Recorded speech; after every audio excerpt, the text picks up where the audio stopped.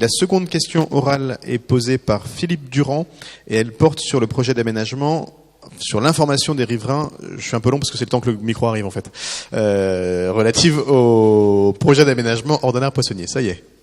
Ordener-Poissonnier, que certains appellent chapelle ordinaire, mais bon, on va le donner Ordener-Poissonnier, donc qui est à peu près sur 73 000 carrés. Donc il y a eu une réunion de concertation, de présentation du projet le 2 juillet, de bonne mémoire, et il devait être mis sur le site de la mairie et sur le site de la SNCF, ce projet de présentation. Et il n'y a pas été mis. Bon, il a été mis dernièrement le 13 décembre. Par contre, il y a eu une... 13 septembre, oui, vendredi dernier. Il a été mis vendredi dernier, excuse-moi Michel, 13 septembre et décembre.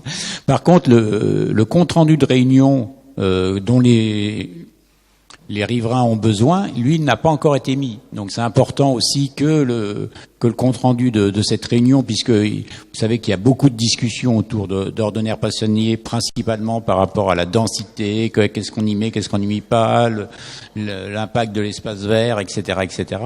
Et d'autant plus qu'il y a une prochaine réunion de concertation. Il y a un atelier participatif qui doit avoir lieu le 18 septembre. Donc ça serait bien quand même que ce compte rendu de réunion soit mis sur le site de la SNCF. D'autant plus que nous étions engagés à l'y mettre. Donc nous sommes en défaut et nous voulons effectivement faire la meilleure concertation possible, mais quand même il faut qu'on respecte nos engagements par rapport à cette concertation et qu'on donne des outils aux riverains pour pouvoir la suivre. Voilà, parce qu'il y a beaucoup de gens qui se sont investis dans cette concertation. Merci Michel Lerneuf.